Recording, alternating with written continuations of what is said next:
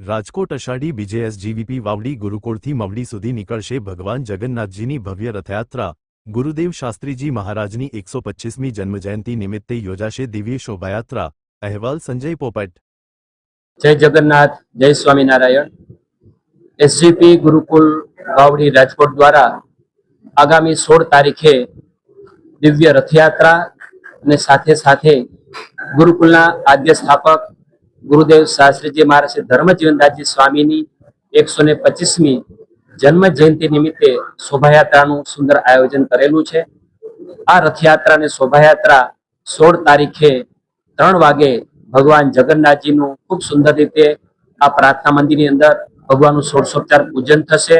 500 kilo chocolate દ્વારા ભગવાનનો દિવ્ય ચોકલેટ અન્નકૂટ થશે અને ભગવાનની મામેરા વિધિ એ થશે।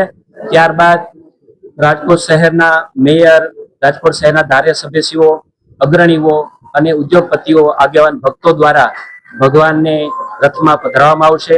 એની ભગવાનની પહેંદી વિધિ થશે અને 4 વાગે આ રથયાત્રાનું અહીંયા એસજીપી ગુરુકુલ વાવડીથી પ્રસ્થાન થશે અને રસ્તામાં પ્રસ્થાન કરતા કરતા જાગનો મટુકી રેસ્ટોરન્ટ છે, ખોડલ ચોક, રાણી ચોક, બાપા સીતારામ ચોક અને મવડી ખાતે સાંજે 8 વાગે આ રથયાત્રાની પૂર્ણાહુતિ થશે। આ રથયાત્રા દરમિયાન ખૂબ સુંદર રીતે રથોની સજાવટ કરવામાં આવી છે। ભગવાન જગન્નાથજીનો જે રથ છે એ વુડનમાં કાર્વિંગ દ્વારા ખૂબ સુંદર રીતે રથ તૈયાર કરવામાં આવ્યો છે। અલગ અલગ બધા ફ્લોટ હશે, જેમાં એક રથ છે પર્યાવરણ જાગૃતિ માટેનો, જેની અંદર પર્યાવરણ લક્ષી બધા સ્લોગન હશે અને સાથે સાથે ઔષધીય રોપાઓ અને અન્ય બધા છોડનું પણ વિતરણ કરવામાં આવશે। એક રથ છે એ મહિલા જાગૃતિ માટેનો છે। આવતા જમાનામાં અત્યારના સમયમાં બહેનોનું ખૂબ મહત્વ છે। જો બહેનો શિક્ષિત હશે, દીક્ષિત હશે તો બહેનો દ્વારા ખૂબ સારા કાર્યો થશે, જેથી કરીને એ મહિલા જાગૃતિ રથ પણ એક સાથે હશે। એક રથ છે એ ગુરુકુલ સંસ્કૃતિ શું છે, ગુરુકુલનું મહત્વ શું છે એના પેલા માટેનો એ પણ રથ હશે। એની સાથે સાથે બાળકો અલગ અલગ વેશભૂષા દ્વારા, બાળકો છત્રી રાસ દ્વારા, લેઝિમ દ્વારા અલગ અલગ રાસ મંડળીઓ પણ સાથે સાથે હશે।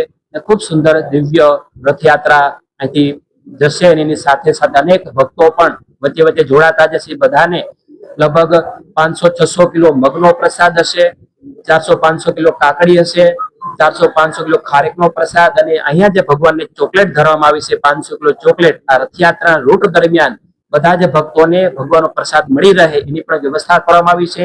જ્યાં રથયાત્રા પહોંચશે એ વિસ્તારના સોસાયટીના રહેનારા લોકો આવીને ભગવાનને આરતી ઉતારશે, એ રથને દોરડા દ્વારા ખેંચશે।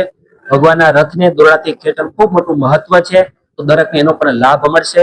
તો આ રીતે ખૂબ સુંદર રીતે 3 વાગે પ્રસ્થાન થશે અને સાંજે 8 વાગે રથયાત્રા પૂર્ણ થશે। આ રીતનું રથયાત્રા અને શોભાયાત્રાનું સુંદર આયોજન એસજીપી ગુરુકુલ વાવડી દ્વારા કરવામાં આવ્યું છે।